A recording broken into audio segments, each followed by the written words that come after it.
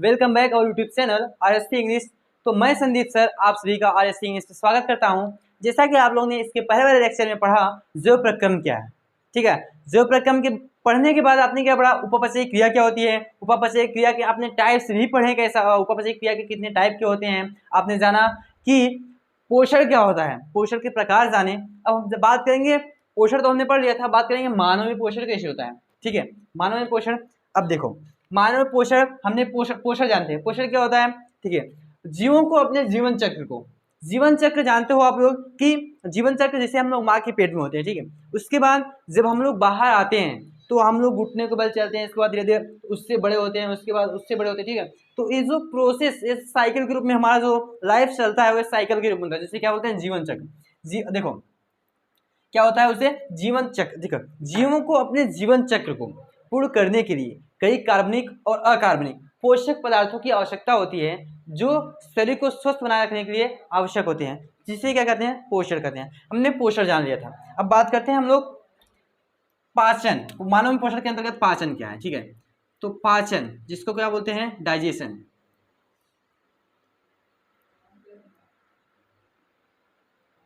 तो डाइजेशन क्या होता है, डाइजेशन होता है ना, जैसे कि आप लोग ने पढ़ा उपपचयी क्रिया का एग्जाम्पल, उसका एग्जाम्पल क्या था, complex to simple, complex to simple. तो हमने आप लोग को बताया था कॉम्प्लेक्स टू सिंपल मतलब क्या होता है, जटिल से सरल कार्बनिक पदार्थों में क्या होता है, विखंडन होता है। तो कॉम्प्लेक्स टू सिंपल हमने आप लोग को लर्न करने की बताया था, ना कि इसका डिफिनेशन बताया था, ठीक है। याद करने के बहुत सिंपल तरीका था। तो कॉम्प्लेक्स टू सिंपल, ठीक है, कॉम्प्लेक्स टू सिंपल। तो देखो अब इसका डिफिनेशन क्या होगा,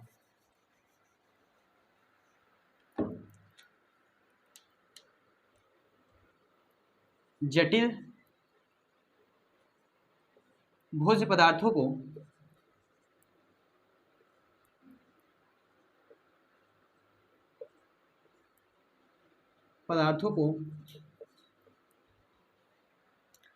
सरल भोज्य पदार्थों में विखंडन की प्रक्रिया को, ठीक है, जटिल भोज्य पदार्थों को सरल भोज्य पदार्थों में विखंडित करने की प्रक्रिया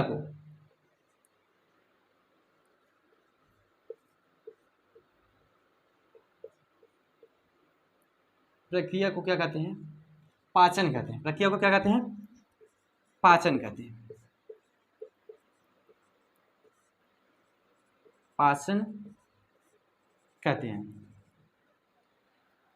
तो आप लोग ने इसका डिफिनेशन देखो, जो होता है जटिल पदार्थों को, जटिल पदार्थ आप लोग ऐसे बोल सकते हो, जटिल पदार्थों को शरीर द्वारा उपयोग में लाए गए सरल पदार्थों में अपघटित करने की प्रक्रिया को कहते हैं, पाचन कहते हैं। जैसा कि आप लोग सोच रहे होंगे कि ये तो थोड़ा सा ये अपचयी क्रिया के एग्जाम्पल थोड़ा सा मिलता जुलता है, तो सेम वही है ये यार, इसमें कुछ ज्यादा डिफ्रेंसिएशन नहीं है, ठीक है।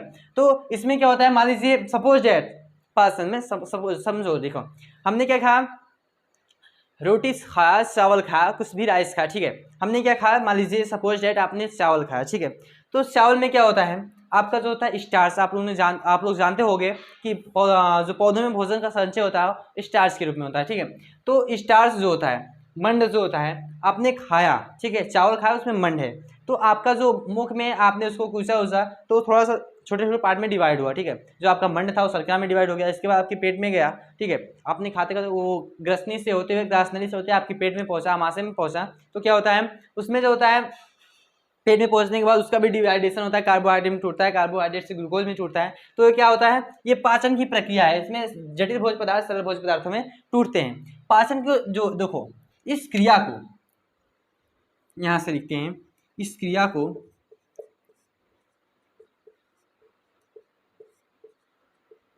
क्रियान्वित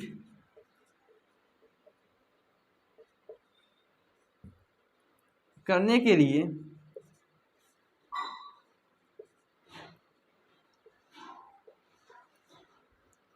मानव में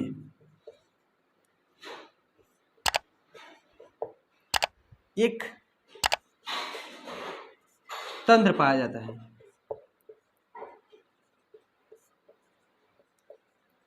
जिसे क्या कहते हैं, जिसे बोलते हैं पाचन तंत्र, जिसे क्या कहते हैं, पाचन तंत्र।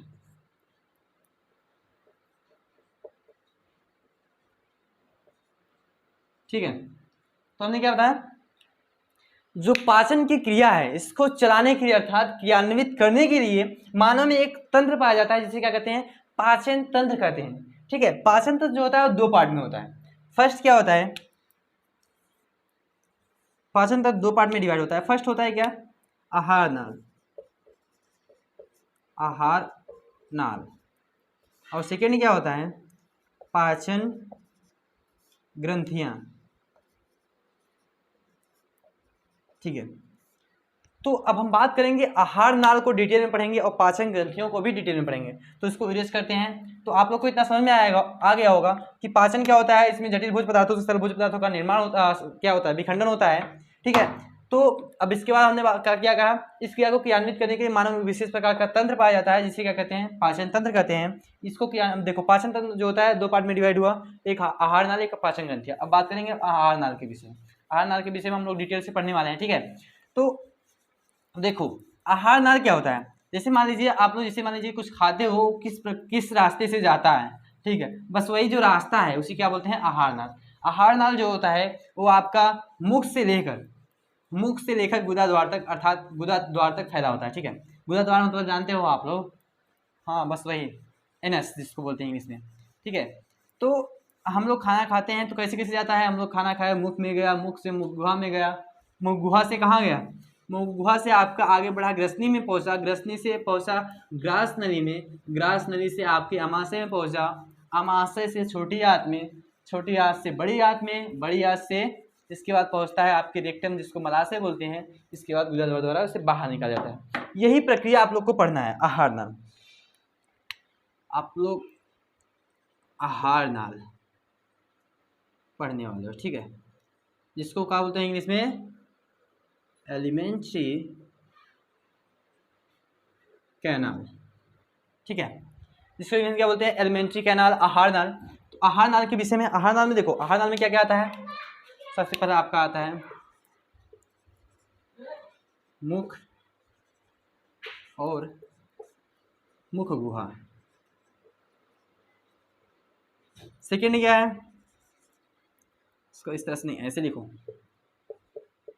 सेकेंड क्या है आपका, आता है सेकेंड में ग्रसनी। थर्ड क्या है, ग्रास नली। भोजन ऐसे ही ऐसे जाता है। ठीक है, आपने सबसे पहले खाना खाया तो मुख में गया, मुख से मुख गुहा में, मुख गुहा से ग्रसनी में, ग्रसनी से ग्रास नली में, ग्रास नली से कहाँ जाएगा, अमाशय में, अमाशय से कहाँ, छोटी आंत, छोटी आंत। इसके बाद छोटी आंत से जाएगा आपकी बड़ी आंत में,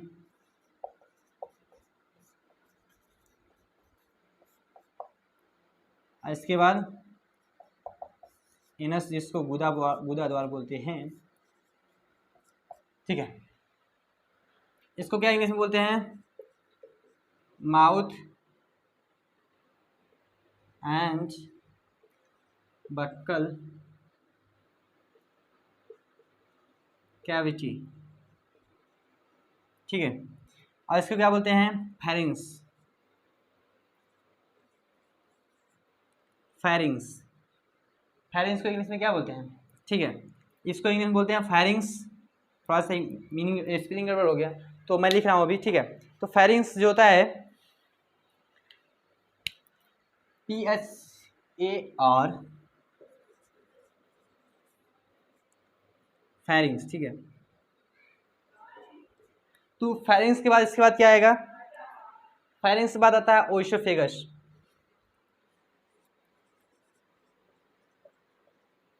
फेगस, ठीक है, ओइसोफेगस आ गया। ओइसोफेगस के बाद, ठीक है, PHA रहेगा यार। ठीक है, ओइसोफेगस आ गया। इसके बाद अमाशय, स्टमक। इसके बाद स्मॉल इंटेस्टाइन,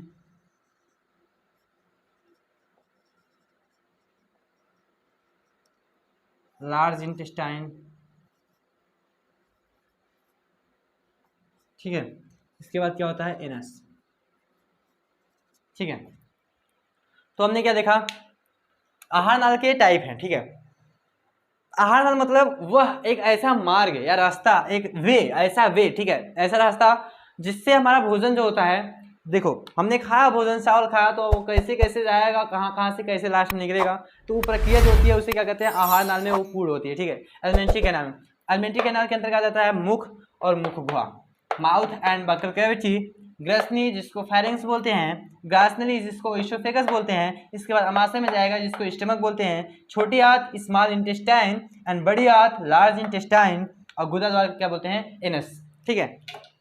अगर हम बात करें इसका छोटा छोटा समझ लो, दिखा मुख क्या होता है, जो आपका ओठ होता है, ठीक है, उसके जो अंदर लोग ना उसे क्या बोलते हैं, मुख बोलते हैं। और मान लीजिए अब मुख गुहा, मुख गुहा क्या होता है, भोजन को काटा है ओठ ही जो है आपका मुख, बारी जो आपको दिख रहा है इसको क्या बोलते हैं, मुख बोलते हैं। और जो बक्कल कैविटी मुख गुहा होता है उसको क्या होता है, मुख गुहा के अंतर्गत आपका जीवा आती है, दांत आते हैं, और पैलेट जिसको तालु बोलते हैं, ऊपर वाला तालु है, ठीक है, तालु बोलते हैं। और इसके बाद क्या आता है, आपके दोनों गाल आते हैं, ठीक है, इतना आता है क्या, बक्कल कैविटी के अंतर्गत। अब बात करते हैं ग्रसनी, बक्कल कैविटी के बाद जस्ट भोजन आता है ग्रसनी में। ग्रसनी जो होता है वायु और भोजन का सहमार्ग है, क्या, वायु और भोजन का सहमार्ग है। मान लीजिए आपने खाना खाया, खाना जिसमें से जाएगा उसी में से आपका वायु जो आप लोग सांस लेते हो वो भी जाएगा, ठीक है। इसके बाद ग्रसनी के बाद पहुंचेगा ग्रासनली, आप लोग सोचते होंगे उसी में से खाना भी जाएगा, उसी में सांस जाएगा, सांस किधर जाएगा, देखो खाने का एक अलग वाल्व होता है जिसको ग्रासनली बोलते हैं, और एक जो सांस लेते हैं उसको एक अलग होता है जिसको श्वास नली बोलते हैं। जो भोजन वाला होता है उसको ग्रास नली बोलते हैं, और जो सांस वाला होता है उसको श्वास नली बोलते हैं, ठीक है, उसको ट्रेकिया बोलते हैं इंग्लिश में, ट्रेकिया, ठीक है। तो आपने उसमें जो होता है एक कपाट होता है, ठीक है, ऐसे कपाट होता है, मान लीजिए ये हो गया आपका ग्रास नली, ठीक है, ये आपका ग्रास नली हुआ, इधर ऐसा है, ठीक है, ऐसे जाना है, ठीक है, और यहाँ पर लगा होगा आपका कपाट, ठीक है, कपाट होता है। तो आप लोग मान लीजिए खाना यहाँ पैलेट है, ठीक है, तालु है, ये आपका गलतुंडिका जिसको बोलते हो आप लोग, ठीक है। तो क्या होता है, इसमें से सांस आया, सांस को जाना है इधर, ठीक है, और भोजन को जाना है उधर। तो ये सब डिपेंड करता है आपके माइंड पर, हम लोग इसको कंट्रोल नहीं करते। नहीं तो आप लोग बोलते हो खाना खा रहे हैं, चलो इधर हो जाओ, इधर हो जाओ, अरे क्या बोलते हैं इसको, इपिग्लॉटिस इसको बोलते हैं, ठीक है, इपिग्लॉटिस है, इधर हो जा, खाना खा रहे हैं, चलो जल्दी से सांस वाली को ढक ले, ऐसी कोई बात नहीं है, ठीक है। आपका माइंड कंट्रोल करता है, आप लोग खाना खाओगे तो अपने आप या क्या होता है, इधर हो जाएगा, श्वास नली को ढक देगा, और जब आप लोग सांस लेते हो तो ग्रास नली को ढक लेगा, भोजन वाले को ढक लेगा, और सांस उसमें चला गया। यही सब प्रक्रिया है, यही प्रोसेस होती है, ठीक है। चलो ये हो गया। अब बात करते हैं ग्रास नली। ग्रास नली में देखो कोई एंजाइम नहीं पाया जाता, वल्नी होता है, इसमें क्रमानुकुंचन गति पाई जाती है, ठीक है। भोजन इसमें जो होता है एक ऐसे होता है, ठीक है, ऐसे प्रोसेस होती है, ऐसे क्रमानुकुंचन मतलब एक देखो ये ऐसे होता है, ऐसे जब ऊपर से प्रेस करेगा तो भोजन क्या होगा, आगे बढ़ेगा, ठीक है। ग्रासनली के बाद जब ग्रासनली ऐसे प्रेस करेगा, इसके बाद भेज देगा आपको अमाशय में, स्टमक। आप लोग बोलते होगो कि मान लीजिए आपने खाना खाया तो हम लोग जैसे उल्टे खड़े हो गए, ठीक है, आपका पैर हाथ नीचे हो गया और पैर ऊपर कर लिए, तो भोजन बाहर क्यों नहीं आता है, बिकॉज उसमें एक स्फिनेक्टर लगा होता है, संकोचक, ठीक है, एक वाल्व लगा होता है जिसको क्या बोलते हैं, स्फिनेक्टर। तो वाल्व क्या करता है, आप लोग खाना खाओगे अंदर तो जाएगा बट बाहर नहीं आने देगा, ठीक है, उसमें क्या होगा, वो उसको अंदर ही रख देगा, ठीक है। इसलिए मान लीजिए कभी कभी जो आपका खाना जो आपने खाया तो क्या होता है, बाहर आ जाता है। वो कैसे आता है, आपको जो आपने खाना खाया ना, वो आपका खाना जो है या तो खराब है या तो आपने उस खाने को अच्छी तरह से कूचा नहीं है, उसमें जो होता है एक अलग प्रोसेस होती है, ठीक है। तो क्या होता है, खाना जो आपका मांस है वो बाहर फेंकेगा, ठीक है, स्फिनेक्टर जो होता है थोड़ा सा ढीला हो जाएगा और वो बाहर आ जाएगा खाना, ठीक है। बट आप लोग के उल्टे खड़े होने से खाना बाहर नहीं आता, क्यों नहीं आता, क्योंकि इसमें स्फिनेक्टर लगा होता है, संकोचक एक वाल्व लगा होता है, ठीक है। इसके कारण अमाशय से अर्थात हमारे पेट से भोजन बाहर नहीं आता, स्टमक से, ठीक है। तो क्या होता है, स्टमक में भोजन स्टोर रहेगा कुछ समय तक, उसमें आपका बहुत से एंजाइम होते हैं, HCl नामक एक HCl स्रावित होगा, HCl मतलब हाइड्रोक्लोरिक एसिड, आप लोग जानते होंगे, ठीक है। तो इसके बाद अमाशय 2-3 घंटे 4 घंटे भोजन रहने के बाद आपका जाएगा छोटी आंत में, स्मॉल इंटेस्टाइन जिसको बोलते हैं। ये बहुत लंबी होती है, देखने में छोटा है बट बहुत लंबा होता है, ठीक है। कितना लंबा होता है, लगभग 6 से 7 मीटर, अगर आप लोग एग्जिट बोलना चाहो तो 7.25 मीटर, ठीक है। तो ये होता है क्या, छोटी आंत। इसके बाद बात करते हैं बड़ी आंत। बड़ी आंत बोलने को बड़ा है, ठीक है, लेकिन होता कितना है, केवल 1.5 मीटर का वल्नी, ठीक है। और बड़ी किस लिए उसको बोलते हैं, क्योंकि ये मोटी होती है, ठीक है, थोड़ा सा इसका जो ये ब्याज जो होता है वो बड़ा होता है, बट इसका व्यास जो होता है छोटा होता है, बस बहुत लंबा होता है, ठीक है, छोटी आंत का। अब बात करते हैं गुदा द्वार। गुदा द्वार में जो होता है, आप लोग जो अपशिष्ट पदार्थ होता है, आपने कुछ खाना खाया, अपशिष्ट पदार्थ जो होता है इसी के द्वारा आप लोग क्या करते हो, बाहर करते हो, ठीक है, अपशिष्ट पदार्थ को इसी के द्वारा क्या करते हो, बाहर करते हो, ठीक है, इतना क्लियर। अब हम बात इसका डायग्राम बनाते हैं, किसका, आहार नाल का एक डायग्राम बनाएंगे, ठीक है। हाँ तो ठीक है, तो हमने इसका डायग्राम देखो, आहार नाल का हमने पूरा डायग्राम देखा है। तो देखो ये का आहार नाल का डायग्राम हम कैसे, मान लीजिए आपने कुछ खाया तो कैसे कैसे आपके पूरी बॉडी में जाता है, आपको डायग्राम के हिसाब से दिखाने की कोशिश करेंगे, ठीक है। तो देखो मान लीजिए आपने खाना खाया किसके द्वारा, मुख के द्वारा।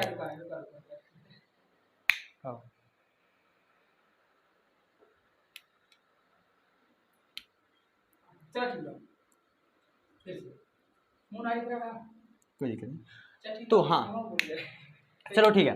तो हमने क्या देखा, देखो हमने पूरा आहार नाल के पार्ट के जान लिए, ठीक है। आहार नाल का पार्ट क्या होता है, माउथ एंड बक्कल कैविटी, ठीक है। उसके बाद आता है क्या, फायरिंग्स आता है। इसके बाद आता है ओइसोफेगस, इसके बाद आता है स्टमक, इसके बाद क्या आता है आपका स्मॉल इंटेस्टाइन, इसके बाद लार्ज इंटेस्टाइन, इसके बाद क्या आता है, एनस आता है, ठीक है। तो अब हम बात करेंगे इसको डायग्राम के हिसाब से समझने की कोशिश करेंगे, कुछ ज़्यादा मजा आएगा, ठीक है। तो चलो ठीक है, तो हम लोग देखते हैं। तो सबसे पहले हमारे देखो हमने क्या खाया, कुछ मान लीजिए सपोज कुछ भी आपने खाया, कुछ भी जो आप खाते हो, हमने क्या खाया, मुख के द्वारा खाते हैं, ठीक है। मुख के द्वारा क्या लेते हैं, अंदर लेते हैं। इसके बाद किसमें आता है, मुखगुहा में आता है, ठीक है। मुखगुहा के अंतर्गत हमने क्या होता है, मुखगुहा के अंतर्गत आपका मुख क्या आता है, जीवा आती है, दांत आता है, पैलेट आता है, ठीक है। इसके बाद आपका कहाँ पहुंचा है, भोजन, फैरिंग्स में। फैरिंग्स हमने क्या बोला था, यह वायु और भोजन का क्या होता है, सहमार्ग, ठीक है। इसमें से क्या जाएगा, वायु जाएगा, इसको बोला हमने क्या बोला, श्वास नली, और इससे क्या जाएगा आपका भोजन जाएगा, यही क्या है, एपिग्लॉटिस है, ठीक है। इससे क्या जाएगा आपका भोजन जाएगा, ठीक है। इससे भोजन क्रमानुकुंसन गति करता हुआ इसमें आएगा, ठीक है। इसके बाद क्या आएगा, इसमें अमाशय में आएगा। अमाशय में आया एक संकुचक, एक वाल्व के रूप में लगा है, ठीक है।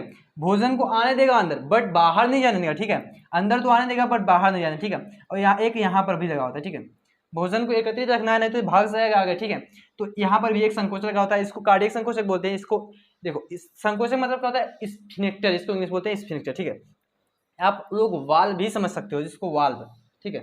इतना इतना समझ में आया। इसके बाद कहाँ पहुंचा आपका भोजन, छोटी आंत में। छोटी आंत देखो, यहाँ से आता हुआ भोजन कहाँ पहुंचा, यहाँ से इसमें आया। इसके बाद कहाँ पहुंचा आपका, छोटी आंत में, ठीक है। छोटी आंत में राउंड मारा, इसके बाद यहाँ से इंटर किया किसमें, बड़ी आंत में। बड़ी आंत से जाता हुआ आपका हमने पूरा बड़ी आंत ऐसे इतना इंटर किया। इसके बाद ये लास्ट वाला जो पोर्शन है, इसको बोलते हैं गुदा, इसको क्या बोलते हैं, गुदा बोलते हैं। तो गुदा जो होता है, गुदा द्वार, ठीक है। गुदा द्वार द्वारा हम लोग अपने भोजन को क्या करते हैं, अर्थात जो अपशिष्ट पदार्थ जो आपने खाना खाया उसमें से सब कुछ निकाल लिया गया है, कार्बोहाइड्रेट, प्रोटीन, विटामिन, खनिज और सब कुछ निकाल लिया गया है। जो अपशिष्ट बचा है उसे हम गुदा द्वार द्वारा समय समय पर बाहर करते रहते हैं, ठीक है। चलो ठीक है, तो आप लोग को ये प्रोसेस समझ में आया होगा। हमने खाना कैसे लिया, मुख के द्वारा लिया। इसके बाद कहाँ आया, मुखगुहा में गया, मतलब मुखगुहा वही मुख है, ठीक है। इसके बाद कहाँ आया, ग्रसनी में। ग्रसनी के बाद ग्रासनली में आया। ग्रासनली से जाता हुआ अमाशय में पहुंचा। अमाशय में भोजन कुछ समय के लिए स्टोर रहता है। इसके बाद जाता है छोटी आंत में। छोटी आंत से भोजन होता हुआ बड़ी आंत में जाएगा। बड़ी आंत से आपका कहाँ पहुंचेगा, गुदा द्वार, जिसको हम लोग क्या बोलते हैं, एनस बोलते हैं, और उसी के द्वारा बाहर कर दिया जाएगा भोजन, ठीक है। इतना प्रोसेस होता है सब। चलिए ठीक है, अब इसको हम इरेज करते हैं। अब इसके बाद क्या समझना है हम लोग को, हाँ तो चलो ठीक है। हमने क्या देखा, आहार नाल के पार्ट में हमने देखा था मुख और मुखगुहा था, ठीक है। मुखगुहा के अंदर हमने क्या बताया, दांत भी आता है, जीवा भी आती है और तालु आता है। मुखगुहा देखो, ये जो आपका अंदर वाला पोर्शन है ना, ये वाला, इसमें क्या आता है आपका, दांत भी आता है, ठीक है, दांत भी रहता है, जीवा भी, और तालु किसको बोलते हैं, पायलट। ये ऊपर वाला जो है, आपने जीभ के जो ऊपर होता है, आप लोग जिससे बहुत क्या होता है, हार्ड होता है, कठोर होता है, ठीक है। ये दो तरह का होता है, जो पैलेट होता है दो तरह का होता है। एक होता है हार्ड होता है, कठोर सॉफ्ट होता है, ठीक है। हार्ड में क्या होता है, मान लीजिए आप लोग कुछ हार्ड चीज खा रहे हो, पहले उसी वाला पूछा जाता है, ठीक है। तो इसीलिए पहले वाला जो बोन का बना होता है वो हार्ड होता है, और पीछे वाला जो होता है वो कार्टिलेज का रहता है, उपास का बना होता है, इसलिए वो क्या होता है, सॉफ्ट होता है। हम लोग पढ़ेंगे दांत। दांत जो होता है चार तरह का होता है, ठीक है। दांत जो होता है चार तरह का होता है। एक होता है कृंतक, दूसरा क्या होता है, रदनक, और तीसरा क्या होता है, चर्वड़क, और चौथा अग्रचर्वड़क, ठीक है। किंतक, रत्नक, चर्वड़क, अग्रचर्वड़क, ठीक है। इसको क्या बोलते हैं, इंसाइजर, कैनाइन, मोलर, प्रीमोलर, ठीक है। तो किंतक का काम क्या है, किंतक मतलब काटना, किंतक मतलब काटना, सीधा उसके नाम से पता चल रहा है। कृंतक मतलब क्या होता है? काटना। मान लीजिए आप लोग कुछ भी खाते हो, मान लीजिए आपने रोटी खा तो किससे काटे हो? आगे वाला दांत से। ये जो 4 दांत आपका है आगे वाला, वो क्या होता है? कृंतक। ठीक है, आगे वाला दांत क्या होता है? कृंतक कहलाता है। और रदनक, रदनक मतलब चीरने फाड़ने के लिए। ये सब ज्यादा विकसित होता है जानवरों में, क्योंकि जानवर जो होता है, मान लीजिए शेर हो गया, चीता हो, कुछ भी हो गया, वो चीड़ फाड़ कर खाते हैं। तो रदनक जो होता है वो चीरने फाड़ने का काम करता है। बात करते हैं चरोड़क। चरोड़क क्या करता है? वो पीसने का काम करता है। मान लीजिए आपने कुछ भी खाया, उसको पीसने का काम चरोड़क करता है। और ये भी क्या काम करता है? पीसने का ये काम ये भी करता है। बट पीसने के साथ साथ इसका एक और काम है। देखो, पीसने का काम तो देखो, और इसके बाद बात करते हैं इसकी विशेषता की। इसकी विशेषता क्या होती है? इसकी 3 विशेषताएं होती हैं। दांत की 3 विशेषताएं होती हैं। क्या क्या होती हैं? एक होता है गर्त दंती।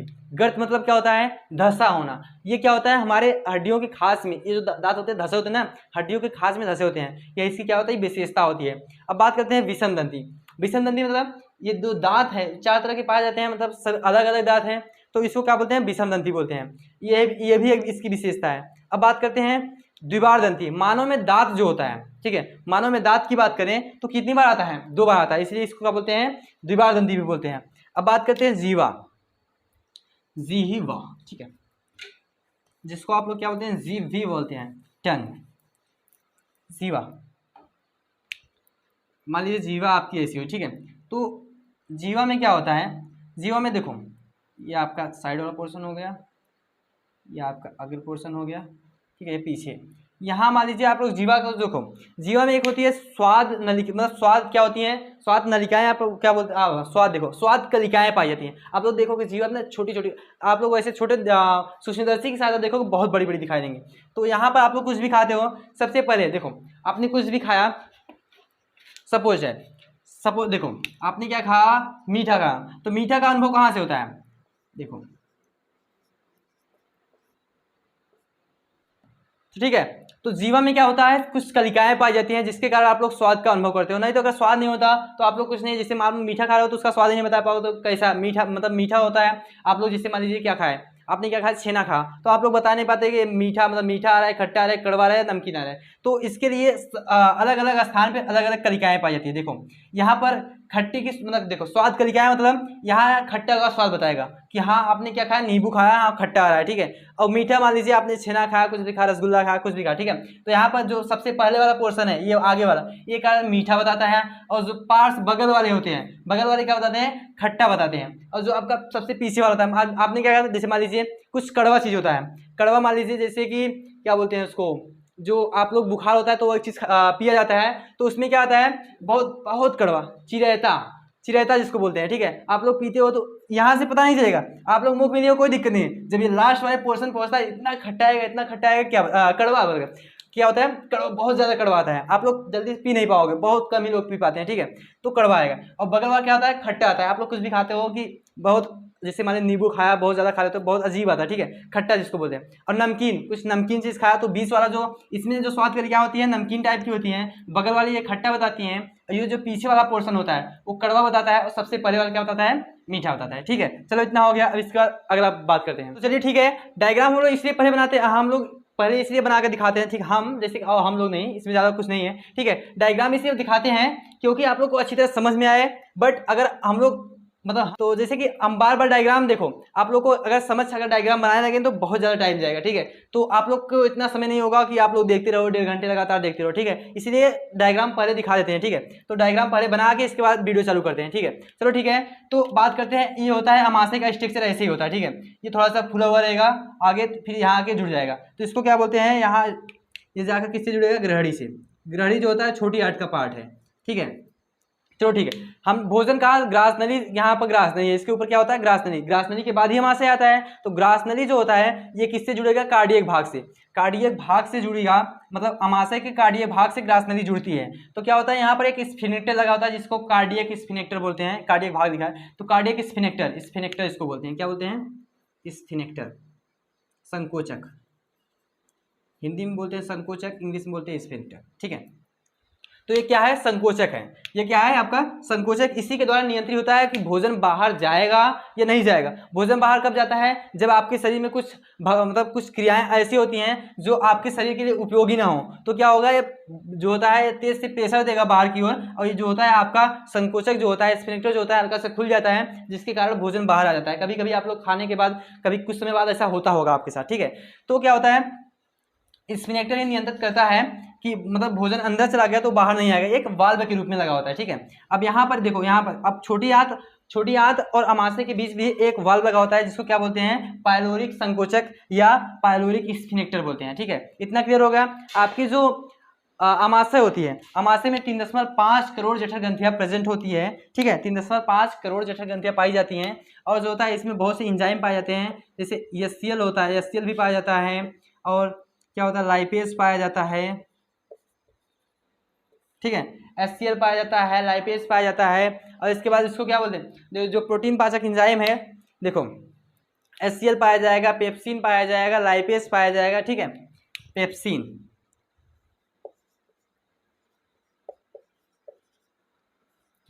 इतना क्लियर। तो बहुत से एंजाइम भी पाए जाते हैं जो भोजन को अलग, लाइपेज क्या करता है, देखो वसा पाचक कुछ होंगे, कुछ प्रोटीन पाचक होंगे। देखो आप लोग ने देखा था कि आपके मुख में, हमने बताया क्या, मुख में जो आपका कौन सा एंजाइम पाया जाता है, एक टाइलिन होता है, एक लाइसोजाइम होता है। तो लाइसोजाइम देखो बैक्टीरिया का मारने का काम करता है, और टाइलिन जो होता है आपके मंड को शर्करा में चेंज करता था, ठीक है। तो उसमें केवल इतना ही देखो, उतना चेंज कितना हुआ, तो जो आपका टाइलिन था वो आपका जो मंड, पौधों में भोजन का संचय मंड के रूप में होता है, उसको किसमें कन्वर्ट किया, शर्करा में कन्वर्ट किया। अब शर्करा देखो उसके सबसे छोटा कण क्या होता है, ग्लूकोज होता है, तो ग्लूकोज में तोड़ना है तो आएगा अमाशय में, अमाशय उसको और छोटा कर देगा, अमाशय इसको और छोटा कार्बोहाइड्रेट में परिवर्तित कर देगा, और कार्बोहाइड्रेट और उससे कुछ और ज्यादा, जिससे ज्यादा एंजाइम पड़ जाते हैं, वहीं पर किसमें चेंज हो जाएगा, ग्लूकोज में, और ग्लूकोज में चेंज हो जाएगा तो इसके आगे जाएगा किसमें, छोटी आंत में।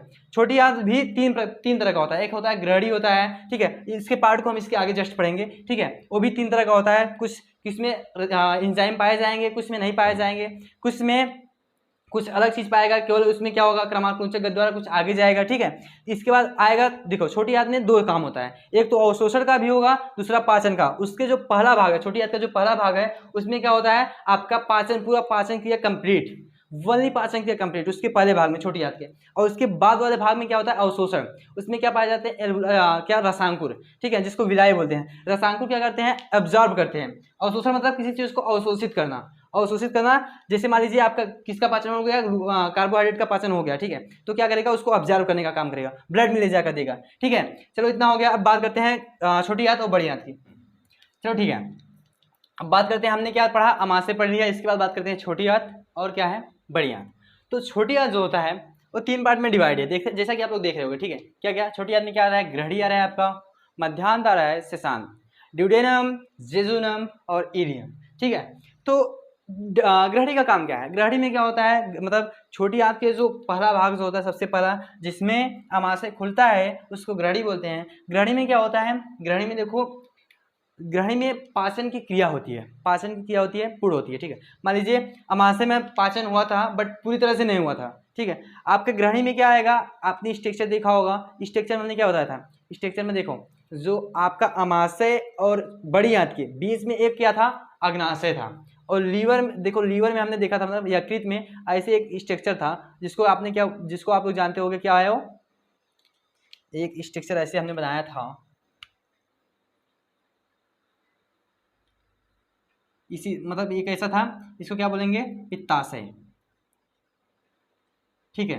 तो पित्ताशय कहाँ पर था, पित्ताशय था लीवर के पास, और क्या था, और एक था अग्नाशय, अग्नाशय ग्रंथि है, ठीक है। अग्नाशय और पित्ताशय ग्रंथि है, जिससे पित्ताशय से पित्त रस स्रावित होता है, और अग्नाशय से अग्नाशयी रस स्रावित होता है, जो आके किस में आता है, ग्रहणी में आता है। ये सब देखो, जो आपका पित्त रस है, पित्त रस काम, उसका कोई खास काम नहीं है, इसका क्या काम है, केवल वस का, मतलब वसा का इमल्सीकरण करता है, ठीक है। और उसका कोई खास काम नहीं है। और एक काम और है, बहुत मोस्ट इंपॉर्टेंट, जो आपका ये था, अमाशय था, अमाशय में एचसीएल नामक एचसीएल क्या, हाइड्रोक्लोरिक अम्ल स्रावित हुआ था, ठीक है, जो भोजन को पचाने, मतलब सड़ाने वाला काम करता है, ठीक है। उसी में क्या करता है, भोजन को आपको अच्छी तरह से तोड़ मरोड़ कर सब सही करता है वो एचसीएल। तो तो अम्लीय माध्यम हो गया था, पूरा भोजन आपका किस माध्यम में हो गया था, अम्लीय माध्यम।